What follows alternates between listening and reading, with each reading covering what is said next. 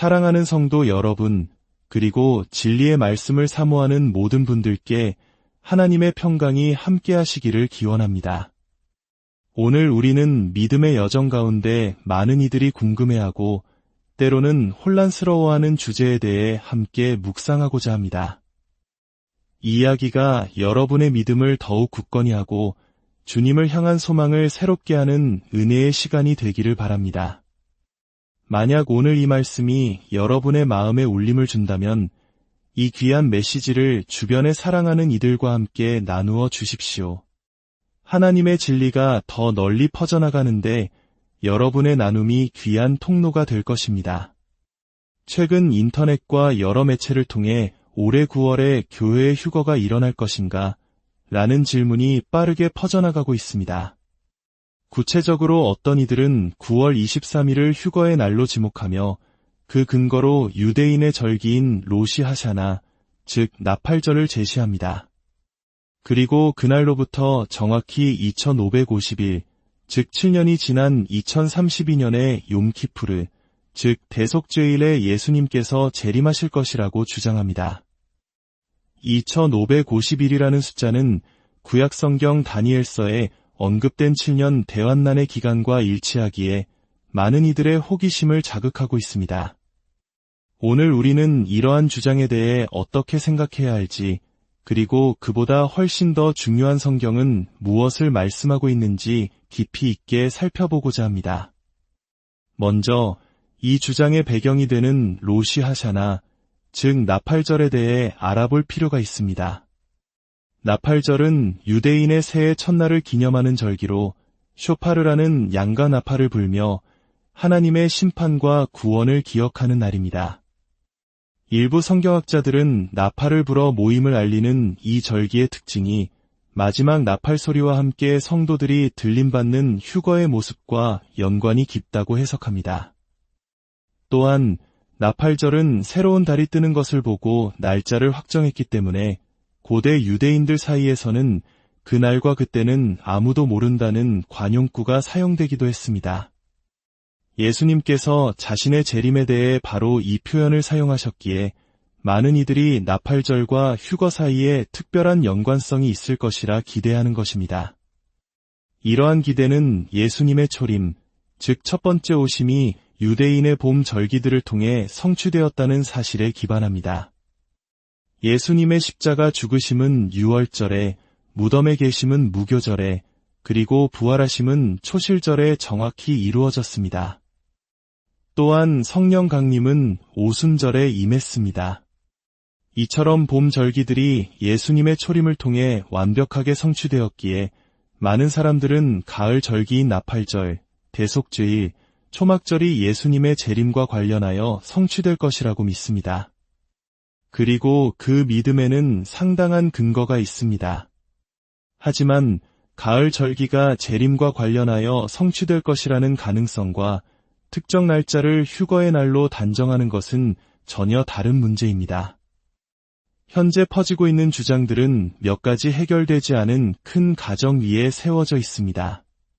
첫째, 그들은 아무도 모르는 날이라는 나팔절의 특성 때문에 그날이 휴거의 날이라고 주장하면서도 역설적으로 9월 23일이라는 특정 날짜를 지목하는 모순을 보입니다. 나팔절은 보통 이틀에 걸쳐 지켜지는데 왜 하필 그중 하루를 선택했을까요? 그것은 그들이 원하는 결론, 즉 2550일을 역산하여 짜맞춘 결과일 가능성이 높습니다. 둘째, 봄 절기들이 한 해에 모두 성취된 것과 달리 가을 절기들은 첫 번째 절기와 나머지 절기들 사이에 7년이라는 긴 간격이 있을 것이라고 가정합니다. 물론 그럴 가능성도 있지만 이것은 명확한 성경적 근거가 있는 확신이 아니라 하나의 추측일 뿐입니다. 셋째, 이 주장들은 휴거가 나팔절의 성취이며 예수님의 지상 재림이 대속죄일의 성취라고 단정합니다.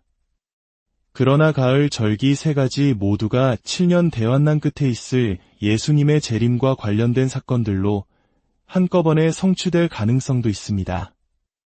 우리는 아직 그 구체적인 성취의 모습을 정확히 알지 못합니다. 아는 것처럼 가정하는 것은 매우 위험한 일입니다.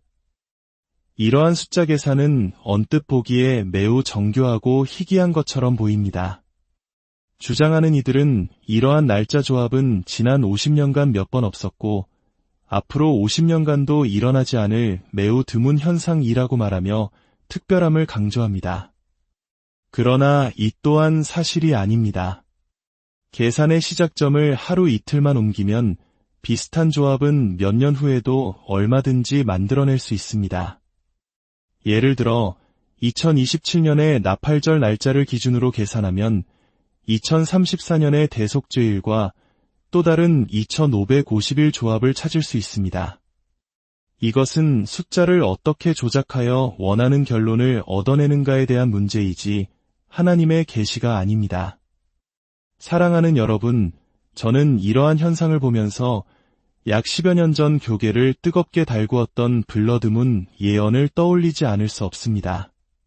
당시에도 4번의 개기월식이 유대인의 중요 절기와 겹치는 매우 희귀한 천문 현상을 근거로 휴거나 재림 혹은 엄청난 세계적 사건이 일어날 것이라는 예언이 쏟아졌습니다. 많은 이들이 흥분하고 기대했지만 결국 아무 일도 일어나지 않았습니다.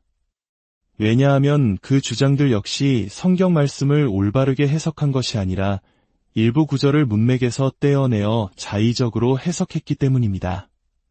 우리 사회에서도 특정 날짜를 지목하며 종말을 예언했던 사건들이 있었기에 우리는 이러한 주장에 더욱 신중해야 합니다.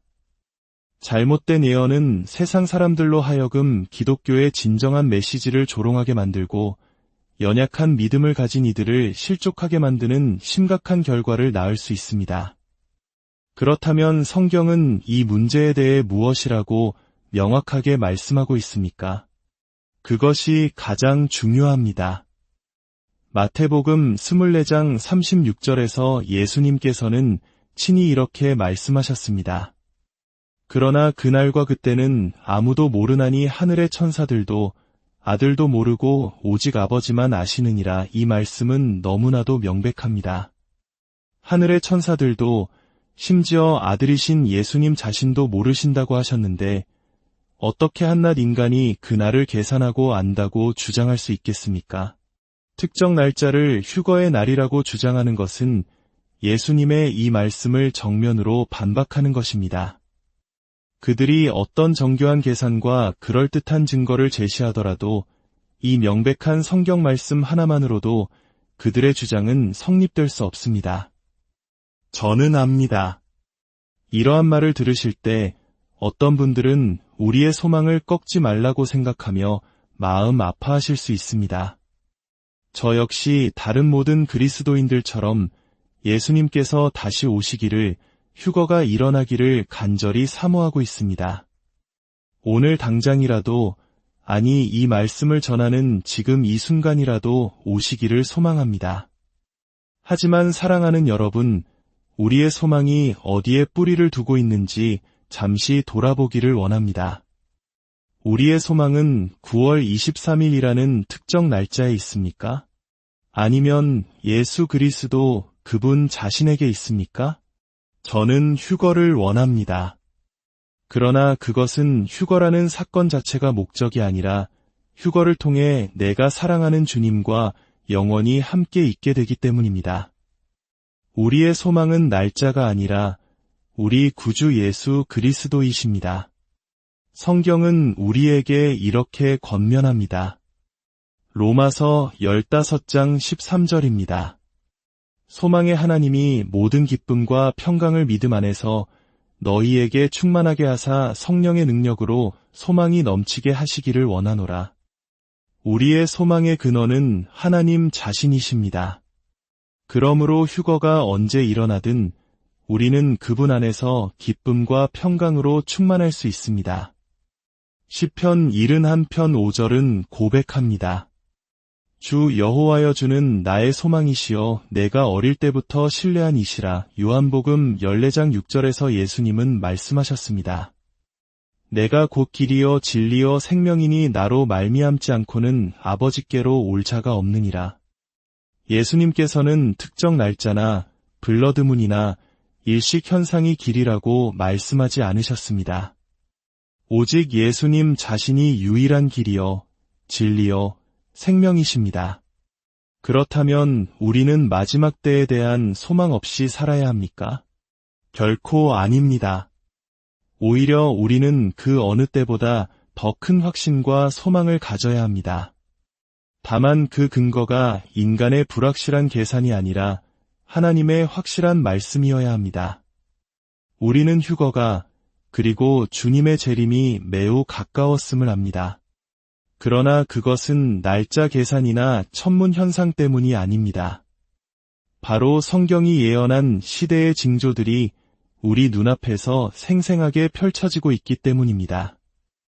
수천 년 전 성경은 이스라엘 백성이 전 세계에 흩어졌다가 마지막 때에 다시 고토로 돌아와 나라를 세울 것이라고 예언했습니다.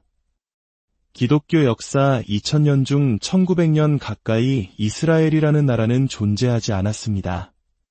그러나 1948년 기적처럼 이스라엘은 독립을 선포했고 우리는 바로 그 예언이 성취된 시대를 살고 있습니다. 성경은 마지막 때 이스라엘이 심히 큰 군대를 가질 것이라고 예언했습니다. 작은 영토와 인구를 가진 이스라엘이 수많은 전쟁에서 주변 강대국들을 물리치고 세계 최강의 군사력을 보유하게 된 것을 우리는 목격하고 있습니다. 예수님께서는 땅끝까지 복음이 전파된 후에야 끝이 오리라고 말씀하셨습니다. 예수님께서 이 말씀을 하실 당시 제자들은 아메리카나 오스트레일리아 대륙의 존재조차 몰랐습니다. 그러나 오늘날 우리는 인류 역사상 처음으로 복음이 지구상의 거의 모든 민족에게 전파된 시대를 살고 있습니다. 성경은 마지막 때에 곡과 마곡 동맹이 결성되어 이스라엘을 침공할 것이라고 예언했습니다.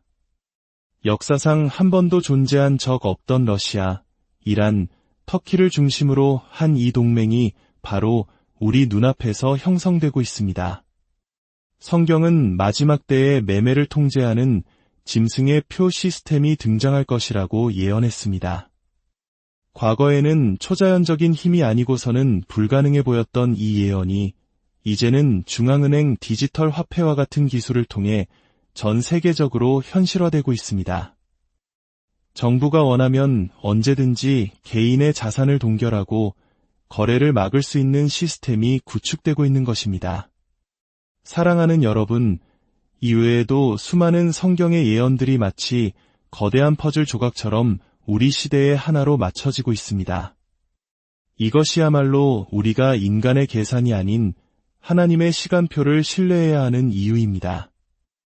우리는 이 명백한 징조들을 통해 주님의 오심이 문 앞에 이른 것을 압니다. 그러므로 특정 날짜 예언에 마음을 빼앗길 필요가 없습니다. 그러한 주장에 현혹되지 마십시오. 그러나 동시에 우리가 마지막 때를 살고 있다는 긴박감을 잃지 마십시오. 예수님께서는 누가복음 21장에서 말씀하셨습니다. 이런 일이 되기를 시작하거든 일어나 머리를 들라 너희 속량이 가까웠느니라. 주님께서 곧 오십니다. 우리가 해야 할 일은 날짜를 계산하는 것이 아니라 깨어 기도하며 아직 복음을 듣지 못한 영혼에게 나아가는 것입니다. 오늘 여러분의 직장 동료, 이웃, 가족 중에 아직 예수 그리스도의 구원의 소식을 듣지 못한 이가 있다면 그에게 다가가 사랑으로 복음을 전하십시오. 그것이 이 시대를 살아가는 성도에게 주신 가장 위대한 사명이자 주님의 재림을 가장 슬기롭게 준비하는 방법입니다. 주 예수여, 어서 오시옵소서. 우리의 소망이 되시는 하나님께서 이 말씀을 듣는 모든 분들의 마음에 하늘의 기쁨과 평강을 가득 채워주시기를, 그리고 다시 오실 주님을 기다리는 거룩한 신부로서 매일의 삶을 살아가도록 힘과 지혜를 더하여 주시기를 간절히 기도합니다.